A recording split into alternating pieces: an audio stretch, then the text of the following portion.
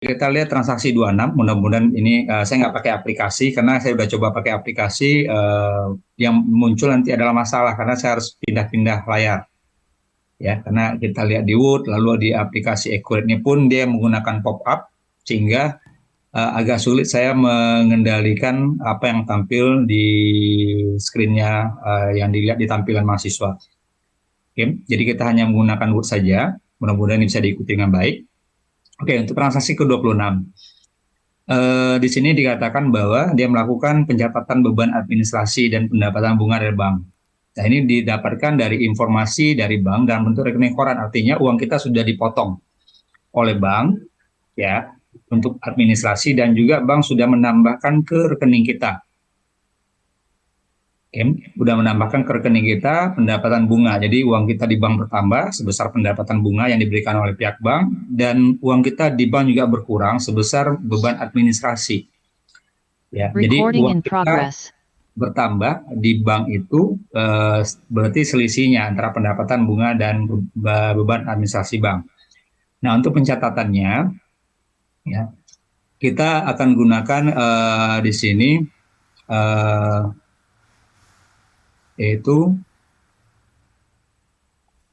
karena di sini ada dua unsur, ada uang masuk dan ada uang yang keluar, ya maka kita tidak bisa menggunakan cash bank. Ya, menunya terpaksa kita gunakan di sini adalah buku besar jurnal umum. Ya, karena cash bank itu kan kita harus milih penerimaan dan pengeluaran, berarti kita harus lakukan 2 kali entry jadinya. Kalau kita memilih menggunakan cash bank, pilihan menunya. Nah, di sini kita menggunakan buku besar, lalu memilih jurnal umum. Ya. Jadi apakah ini bisa menggunakan cash bank? Bisa. Ya. Tapi kita harus lakukan 2 kali pendataan karena ada unsur penambahan dan unsur pengurangan. Oke. Nah, daripada kita lakukan 2 kali entry, bagusnya kita gunakan jurnal umum. Nah, untuk jurnal umum, maka kita pilih nanti di buku besar seperti berikut. Ya, kita pilih di buku besar, lalu kita pilih bukti jurnal umum. Ya, setelah itu kita akan didapatkan tampilan seperti ini. Kita masukkan jurnal voucher yang diberikan di sini. Jurnal voucher ini kita isi dengan JV01 nomor buktinya, ya. Kemudian tanggalnya 31 Juli 2002, kemudian description-nya kita buat rekening koran dari bank tentang pendapatan bunga dan administrasi bank. Ya, description-nya. Sehingga nanti isiannya sebagai berikut. Nah, kita lihat di sini. Ya, sudah ada isian JV01 31 Juli 2022, description-nya rekening koran dari bank tentang pendapatan bunga dan beban administrasi bank. Kemudian kita akan memilih akun-akun yang diperlukan. Jadi kita harus ingat kalau kita menggunakan buku besar atau jurnal umum ini, kita harus tentukan unsur debit dan unsur kredit. Ya, karena kita pegang prinsip bahwa akuntansi itu jurnal itu mempunyai prinsip berpasangan. Kalau ada debit pasti ada kredit. Nah, di sini kita bisa melihat cara pengentriannya. Pertama kita tentukan dulu akun-akun yang terlibat. Pasti ada akun bank, ya, kemudian akun beban administrasi bank atau bank administration expense, kemudian pendapatan bunga bank. Yaitu kita ambil bank interest income. Jadi ada 3 akun yang terlibat. Nah, pada account number kita klik searching, lalu kita pada kotak kedua yang tampil kita klik ketikkan saja bank supaya akun yang berhubungan bank akan tampil. Kita tinggal pilih. Nah, kita pilih dulu bank administration expense. Ya. Kenapa bukan bank? Kalau urutan jurnal sebenarnya itu bank kita debit, bank administration expense yang kedua, setelah itu yang ketiga yang kreditnya adalah bank interest income. Jadi debit bank dulu. Itu kalau akuntansi manual. Nah, di dalam komputer akuntansi atau aplikasi, kita tidak mutlak mengikuti aturan jurnal. Yang jelas, pastikan posisi debit kreditnya tidak salah. Nah, kita bisa lihat di sini. Pertama, saya akan ambil bank administration expense. Kita masukkan nilai debit sebesar 800.000. Kemudian kita ketikkan di memo-nya itu untuk bulan Juli 2022. Nah, sebagai berikut. Jadi nomor akun nggak kita pilih, kita hanya ketikkan nomor akun saja, nanti nomor akun akan muncul sendiri. Kemudian kita masukkan akun kedua di bawahnya, lalu kita pilih bank interest income. dan posisinya itu di kredit. Oke. Nah, kita letakkan di kredit. Nah, berarti nilainya masih ada selisih. Nah, selisih biarlah accurate yang mau menghitung, karena tujuan kita menggunakan accurate adalah otomatisasi perhitungan. Jadi kalau kita ketikkan manual nilai bank, berarti kan bank duluan, ya bank administration expense dan bank interest income. Akibatnya kita harus hitung manual nilai banknya berapa. Nah, bank ini nggak perlu kita cari, kita hanya masukkan informasi yang ada saja. Berapa expense-nya, berapa income-nya, nanti selisihnya itulah nilai banknya. Posisi debit kredit juga akan ditentukan oleh aplikasi. Ya, jadi kita masukkan bank yang terakhir. Nah, muncul langsung 3.200.000 di posisi debit. Itu kalau kita ketik angka 3.200.000 itu. Oke. Nah, bolehkah ini dilakukan di komputer akuntansi? Boleh, aplikasi manapun boleh. Tetapi kalau kita menggunakan akuntansi manual, kita tidak diizinkan buatnya seperti ini. Harus mengikuti aturan dari penjurnal unsur. Dulu kan unsur debit, setelah itu baru kita ikuti dengan kredit. Ya, kalau ini kan kita lihat selang-seling nih, debit, kredit, debit. Kalau di aplikasi itu tidak ada masalah. Oke. Nah, kalau sudah benar, maka kita pastikan total debit dan kredit yang dibawa itu seimbang. Oke.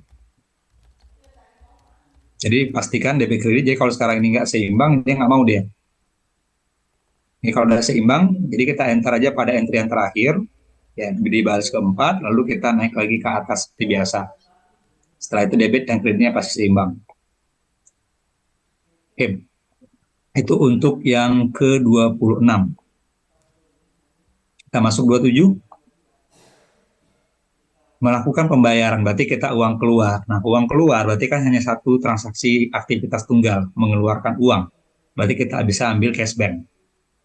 Dan, nah kita ambil cash bank, lalu kita ambil di pembayaran. Ya, di sini ada pembayaran. Kemudian voucher number OP02, ini terisi otomatis, nggak perlu kita ketik. Kemudian karena kita melakukan pembayaran tidak menggunakan cek, maka ceknya dibuat strip saja. Tanggal sesuai dengan bukti. Kemudian memo kita isi dengan pembayaran listrik dan PI-nya adalah PLN. Nah, kalau kita benar mengisinya jadinya seperti ini.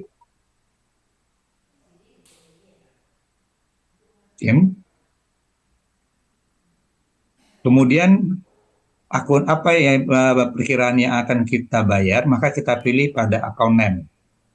Jadi di sini account yang digunakan untuk pembayaran listrik adalah utility expense. Maka kita carilah di account number itu utility expense. Nah, seperti ini saya cukup ketikkan UT saja untuk munculkan. Jadi kita ketik yang spesifik supaya akun yang kita butuhkan itu tampil. Ya. Ya. Lalu setelah kita klik, lalu kita ketikkan pada amount 2.500.000, kemudian memonya kita buat biaya listrik bulan Juli 2022. Nah, setelah masukkan nilai dua memonya tersebut, jangan lupa kita klik tombol kalkulator supaya nilai amount-nya terisi. Jadi amount ini merupakan penjumlahan dari nilai-nilai yang kita masukkan di tabel di bawah. Dia akan akumulasi. Oke, kalau sudah, maka kita simpan dan tutup. Jadi seperti ini nanti. Setelah kita klik kalkulator, maka muncul 2.500.000. Dan setelah itu baru kita bisa mengklik tombol simpan dan tutup. Oke, tanggal 28 sama pada prinsipnya dengan tanggal transaksi 27 tadi. Pembayaran juga. Ya. Jadi ini tidak saya bahas, silakan lakukan entry-nya. Langkahnya sama seperti transaksi 27. Cuma nanti account yang kita pilih adalah salary expense. Ya, untuk gaji karyawan bulan Juli ini account yang dipakai adalah salary expense, nilainya 15 juta. Nah, yang agak rumit di sini adalah transaksi yang ke-29. melakukan rekonsiliasi PPN, masukan dan PPN keluaran. Jadi pada saat kita beli, kita dikenakan pajak masukan atau VAT in ya, oleh pemasok. Kemudian pada saat kita jual, kita juga mengenakan pajak kepada pelanggan, yaitu VAT out atau pajak keluaran. Nah, berapa yang harus kita bayar kepada kantor pajak atau berapa nilai PPN yang harus di-store ke kas negara, maka kita cari selisih. Berapa selisih antara VAT out dan VAT in. Nanti dia akan dipindahkan nilainya kepada PPN lebih bayar atau PPN kurang bayar. Pada umumnya itu adalah PPN kurang bayar. Oke, nah, ini adalah memo yang dikeluarkan.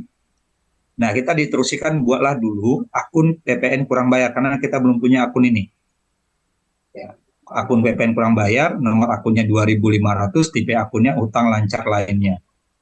Nah, ini cara untuk membuat akun. Kita pilih buku besar, lalu kita klik daftar akun, sehingga nanti kita akan dapat tampilan sebagai berikut. Nah, seperti biasa yang namanya menambah, kita klik aja cari tombol plus baru. Ya. Oke, setelah kita klik tombol baru ini, maka kita akan diberikan isian sebagai berikut. Nah, tipe akun ini kita pilih hutang lancar lainnya. Jadi daftarnya pilih hutang lancar lainnya. Kemudian nomor akunnya itu kita ketikkan 2.500. Jadi jangan langsung di-OK-kan ya, karena nomor akunnya nggak sesuai. Jadi kita buat di sini 2.500 sesuai dengan instruksi. Kemudian nama akunnya adalah PPN kurang bayar. Nah, setelah itu baru kita save. Kalau sudah diisi sebagai berikut. Jadi nggak perlu kita cek perbarui, nggak perlu. Jika kalau perbarui kita ingin melihat apakah sudah ada atau belum. Nah, setelah itu kita mencetak laporan rekonsiliasi. Tadi buat dulu PPN kurang bayarnya. Kemudian kita akan melihat bagaimana bentuk laporan rekonsiliasi.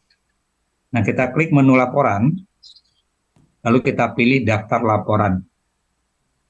Nah, setelah itu akan muncul sebagai berikut. Kita diberikan tampilan kategori laporan yang dimiliki oleh Ekuret, itu banyak sekali. Ya, laporan keuangan, buku besar, dan lain sebagainya. Bisa kita pilih. Nah, kita ambil di paling bawah itu laporan pajak Indonesia. Nah, isinya dari laporan pajak Indonesia ini ada ya, daftar PPN masukan, data PPN keluaran, kemudian PPN lebih bayar atau kurang bayar, data kurs daripada Dijen Pajak, kemudian bukti potong pembelian dan bukti potong dari penjualan. Nah, yang kita pilih adalah rekonsiliasi PPN lebih bayar atau kurang bayar. Oke, kita double klik enter boleh atau double klik pada rekonsiliasi PPN lebih bayar atau kurang bayar ini. Nanti akan tampil sebagai berikut. Kita diminta mengisi periode. Ini yang mau dibuat rekonsiliasi periodenya apa? Berarti 1 Juli 2022 sampai dengan 31 Juli 2022. Dan nah, di sini sebagai berikut. Nah, kalau ini sudah diisi periodenya, maka kita klik OK. Nah, kita dapat laporan rekonsiliasi sebagai berikut. Yang kita perhatikan di sini adalah total VAT in dan VAT out-nya, serta selisih yang paling bawah. Ya, kita lihat di sini VAT in-nya ada 16.032.500, sementara VAT out-nya totalnya adalah 30.461.854 dengan selisih 14.419.354. Itulah yang harus di-store. Nah, supaya angka ini bisa kita ambil, ya, jadi kalau kita ketik, boleh aja kita salin, ya, mungkin kalau kita mau nyalin, silakan disalin angka-angka ini, 3 angka ini, berapa total VAT in-nya, berapa total VAT out, kemudian berapa selisihnya, berapa status kurang bayarnya. Oke. Nah, kalau kita tidak mau mencatat, kita ekspor. Kita jadikan dia Excel. Ya, laporan ini dalam format Excel. Oke. Nanti akan muncul instruksi sebagai berikut. Ini kita abaikan saja, langsung aja kita klik OK. Nah, kalau kita ingin langsung terbuka file Excel-nya setelah dia ekspor, kita checklist saja Open Excel after export. Jadi nanti begitu dia selesai diekspor, dia file Excel terbuka. Kalau kita mau lihat langsung hasilnya. Kalau tidak, kita bisa buka melalui Windows Explorer. Oke. Nah, kita klik OK. Jadi ini opsional aja, kalau mau checklist silahkan. Nah, tentu kita akan diminta lokasi penyimpanan di mana. Carilah tempat yang mudah kita temukan. Ya, jangan kalau sekarang kita ambil di sini, nanti kita nggak tahu lokasinya di mana. Bagusnya tentukan dulu. Jadi sama seperti waktu kita buat database. Kita klik di PC, lalu tentukan penyimpanan ini di mana. Lalu kita setelah dapat lokasi penyimpanan, jangan lupa ketikkan nama filenya sesuai dengan nama laporannya. Yang kita buat di sini rekonsiliasi PPN Juli 2022. Di sini saya letakkan di drive device D. Ya kalau kita nggak punya D, kita bisa pakai C. Biasa kalau bisa cari letakkan di luar aja ya. Kalau di dalam folder agak repot. Seperti ini lalu kita klik tombol save. Nah, kalau kita lihat nanti di Explorer, di D, maka dapatlah kita lihat daftarnya sebagai berikut dalam format Excel. Udah? Oke. Nah, sekarang kita buka filenya. Nah, kita dapat seperti ini. Nah, kita hanya nanti jadi file ini dibuka, lalu kita bisa copy nanti. Jadi nggak perlu diketik secara manual. Ya. Untuk fade in, fade out, apalagi kalau nilainya itu berkoma atau desimal.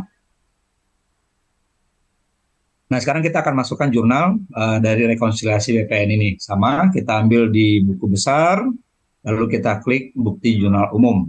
Ya. Nah, fade in, gini nanti kita dapat sama seperti jurnal tadi.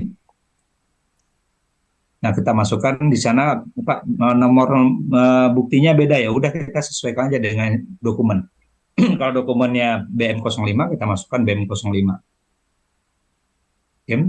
Nah, kita isi voucher number-nya BM05, tanggal 31 Juli, deskripsinya kita buat rekonsiliasi PPN masukan dan PPN keluaran. Jadi isinya nanti sebagai berikut. Ya.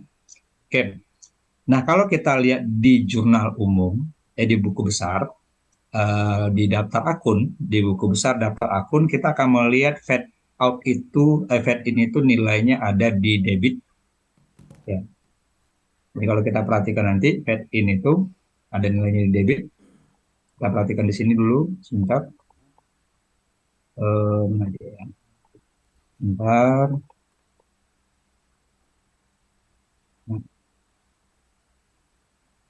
Fade in itu nilainya ada di debit, sementara fade out itu nilainya ada di kredit. Ya, kita tahu bahwa yang diawali angka 1 itu adalah aktiva. Aktiva punya saldo di debit. Sementara fade out itu berada di kredit. Udah? Jadi kalau kita lihat dari daftar akun nanti akan tertera sebagai berikut: 1.600 fade in, 2.100 fade out. Dan kita bisa menebak bahwa posisi normalnya itu adalah fade in itu di debit dan fade out di kredit. Nah, rekonsiliasi kita sebalikkan posisinya. Ya. Berarti nanti kalau di jurnalnya fade in kita akan kreditkan dan fade out kita akan debitkan. Nanti setelah jurnal ini, maka fade in dan fade out akan menjadi 0. Dah. Oke, nah sekarang kita lihat yang tadi. Oke, nah ini tadi isiannya jurnal voucher dari BM05 tadi, penyesuaian. Nah, akunnya kita lihat sebagai berikut. Entrikan jurnal sebagai berikut, fade out nilainya di debit sebesar 30.5451.854. Ini saya bisa copy dari Excel tadi, copy lalu pastikan ke debit. Lalu waktu kita mengisikan nilai fade in, kita copy lagi dari Excel-nya lalu pastikan di kredit. Karena kan kita melakukan 2 kali copy.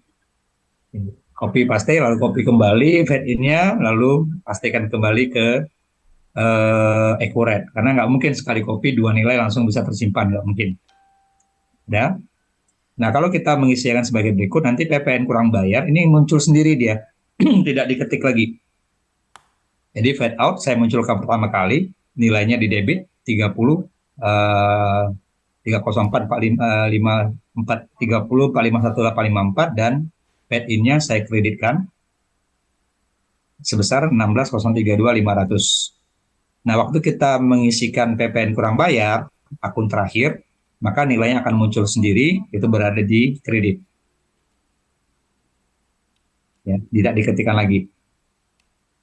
Nah, nanti kalau kita ada benar, jadinya seperti ini. Oke.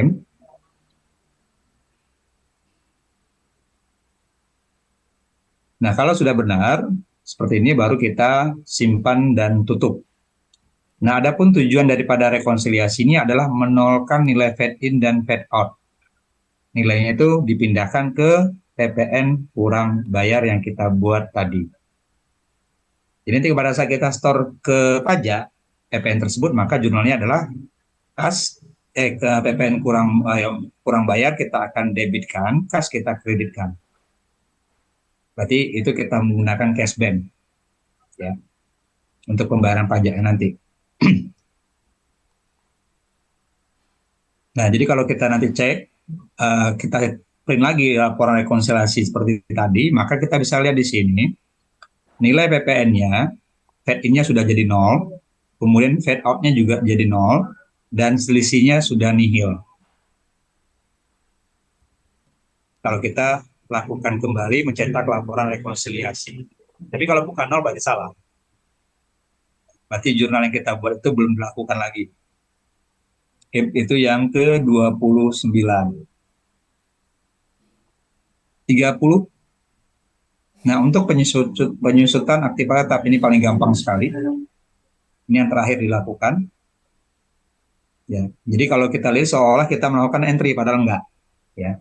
Nah, cara untuk melakukan menghitung nilai penyusutan aset tetap pada akhir bulan, maka kita lakukan di akhir sekali. Begitu nanti semua aktiva apa nih transaksi sudah diinput, berarti tinggal aktiva tetap yang belum dilakukan penyusutannya. Nah, langkah-langkahnya kita pilih buku besar, lalu kita pilih proses akhir bulan. Oke. Jadi buku besar, proses akhir bulan, nanti dia akan tampil sebagai berikut. Nah, periode yang kita mau akhiri yaitu periode Juli. Maka kita bisa cari periode ini di daftar dengan klik tanda panah yang ada di sini. Menampilkan listnya, kalau mau diketik juga nggak apa-apa. Tapi takutnya ini kalau diketik salah, bagus kita pilih saja. Kemudian tahunnya tahun 2022. Karena kalau kita salah menentukan periode atau salah menentukan tahun, maka nilai juga akan salah. Kalau sudah hanya dua ini saja, periodenya tentukan, kemudian tahunnya.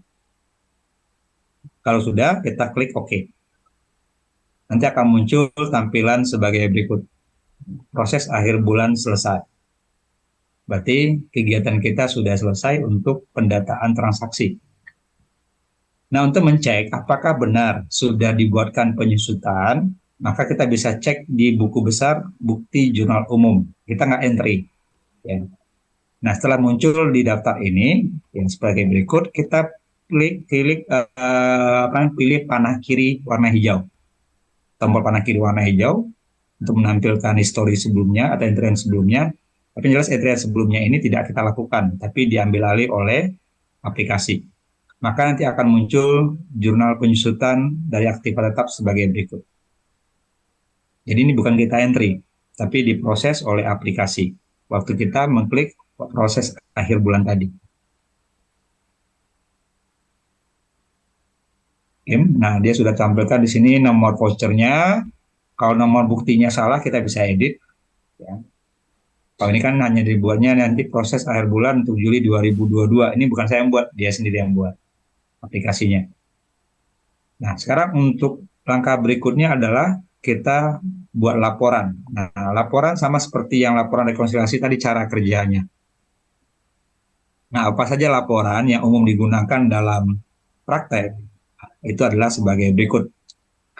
Ya, ada neraca standar, laba rugi standar. Standar ini dia membuatnya memanjang dalam bentuk laporan atau bentuk report atau bentuk staffel. Ya. Kalau kita ingin bentuknya itu seperti T, itu maka kita pilih yang kontrol. Ya, kalau kita mau lihat di laporan keuangan. Jadi pada umumnya laporan keuangan pokok yang sering digunakan adalah neraca standar, laba rugi standar, perubahan ekuitas. Kenapa perubahan ekuitas? Karena perusahaannya adalah perusahaan perseorangan dengan fee atau firma. Ya, tapi kalau dia CV atau DPT maka kita ganti dengan laporan laba ditahan. Ya. Jadi kalau dia firma atau perseorangan nggak mungkin dia punya laporan laba ditahan. Oke. Jadi kalau untuk CV dengan PT kita ganti laporan perubahan ekuitas dengan laporan laba ditahan. Laporan arus kas itu ada metode langsung dan ada metode tidak langsung. Kemudian buku besar umumnya yang digunakan adalah laporan dari jurnal yang kita buat, yang kita entry. Kemudian kalau akun piutang pelanggan biasanya yang dipakai adalah ringkasan umur piutang untuk menentukan piutang-piutang yang sudah jatuh tempo yang harus ditagih kepada pelanggan. Kemudian laporan penjualan biasanya dibuat per pelanggan. Ya. Kemudian hutang dan pemasok biasanya dipakai adalah umur utang. Jadi kita harus tahu utang-utang kepada siapa saja yang harus kita bayar dan sudah jatuh tempo. Kemudian laporan pembelian biasanya disusun berdasarkan pemasok. Dan yang terakhir adalah kartu stok persediaan yang dimiliki oleh perusahaan. Umumnya itu laporan yang paling dominan atau paling sering dihasilkan dari aplikasi. Ya mungkin di samping laporan-laporan lain, tapi ini adalah laporan-laporan yang umumnya digunakan. Nah biasanya laporan ini kalau sudah kita hasilkan sebaiknya diekspor menjadi file Excel. Lalu kita bisa merubah atau mempercantik tampilan dari laporan. Misalnya dikasih logo, atau mungkin font yang mau diganti, mungkin kita nggak suka dengan tampilan yang muncul dihasilkan oleh Excel, kita bisa rubah. Dan saya rasa di Mayap juga perlakuannya sama seperti itu. Biasanya diekspor menjadi Excel dulu, baru dimodifikasi sesuai dengan kebutuhan yang diinginkan oleh pengguna laporan. Biasanya itu logo, biasanya ya dimasukkan logo ke dalamnya, kemudian diganti background-nya atau font yang mau diganti, itu hanya bisa dilakukan di Excel. Mungkin itu aja yang bisa kita sampaikan pada hari ini. Jadi mungkin bisa dicobakan 22 transaksi 26 sampai 30 ini, dan seandainya nanti ada kendala yang mungkin bisa ditanyakan melalui WA group saja, ya, sampaikan permasalahannya apa, lalu nanti kita akan coba bahas. Oke, itu aja. Ada yang mau ditanyakan? Ada Pak, saya mau tanya Pak. Ada? Iya Pak. Nggak ada ya? Oke, silakan saja mencobanya.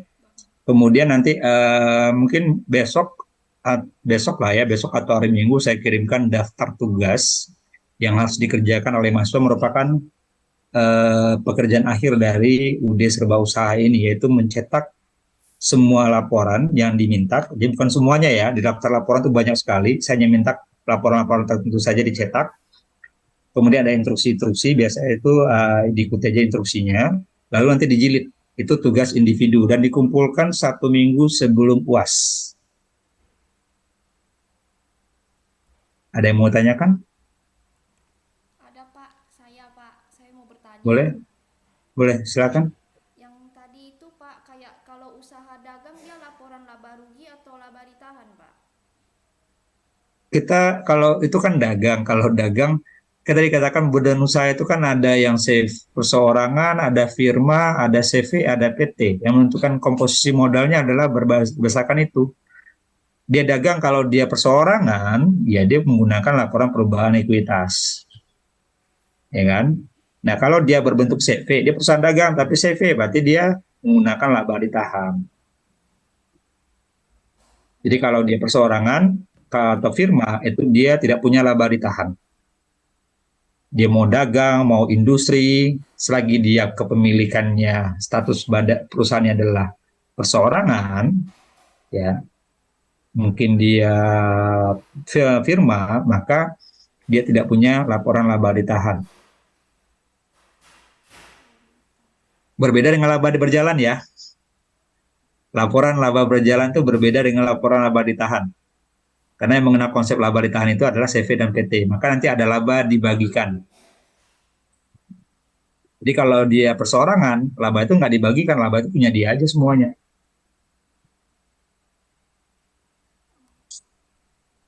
Ada yang mau tanyakan lagi? Kristi bisa? Iya Pak. Ada lagi yang mau saya tanya Pak. Ini Good. jadi tugas yang kami buat ini yang di print apa apa aja Pak? Semua laporan yang ditulis di Nanti Excel. Oh iya nanti Pak. saya kasih daftar pengeluarannya. Oh iya Pak. Nanti di print, lalu dijilid nggak usah bagus-bagus, pokoknya ada cover, kemudian isi laporan, udah. Cuma laporan nanti harus dimodifikasi sesuai instruksi. yang ada di tugas berikutnya. Iya Pak, makasih Pak. Ada lagi? Kalaupun nanti ada pertanyaan yang lain, sampaikan aja di WA Group. Saya akan usahakan menjawab. Ya, jadi bisa diikuti dan diikuti serta dibaca juga oleh teman-teman yang lain, baik pertanyaan maupun jawabannya. Iya Pak. Recording stopped. Oke, kalau tidak ada lagi, kita sampai di sini aja pertemuan kita pada hari ini, dan kita akan ketemu lagi 2 minggu ke depan ya. Semoga Pak. Kalau semoga iyalah. Ya semoga lah, kan kita nggak tahu masa depan Pak. Mana tahu hujan kan. Ya, hujan nggak hujan datang kita. Oke, Hujan itu nggak aja. hujan Jakarta tinggal Ya, dulu. thank you atas perhatiannya. Selamat malam. Makasih Malam, Pak. Pak. Selamat malam Pak. Oke. Malam, Pak. Selamat malam Pak. Pak.